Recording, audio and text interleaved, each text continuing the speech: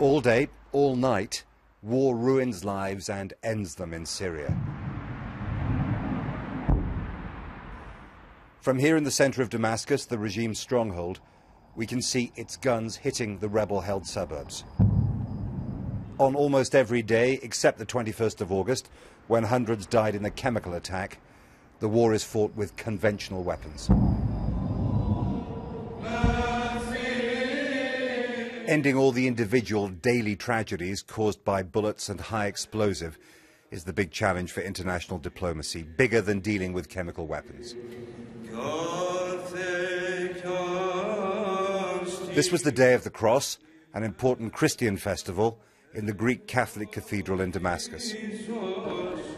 Almost all the worshippers fled here from the fighting in Maaloula, a Christian town about 40 miles away.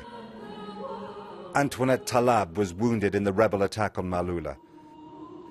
Her family and neighbours were mourning her brother, cousin and his nephew, who were shot, she says, by rebels when they tried to surrender. Pictures from the first attack show Antoinette being carried to safety. She says the men who killed her relations had local accents. Antoinette says they used to live happily with their Muslim neighbours. Do you think you could live like that again? Could you trust them again after this? No way, she said. Never. It's impossible.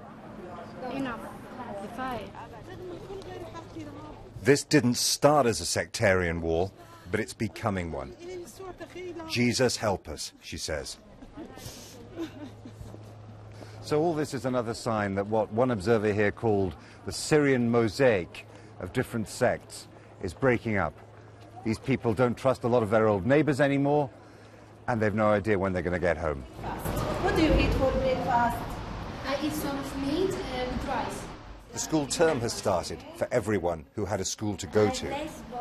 UNICEF says 2 million Syrian children aren't getting educated. Even at this school in a well-off part of Damascus, a third to a half of the girls have lost their homes because of the war.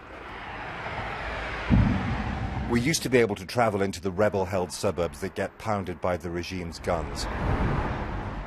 That's no longer possible.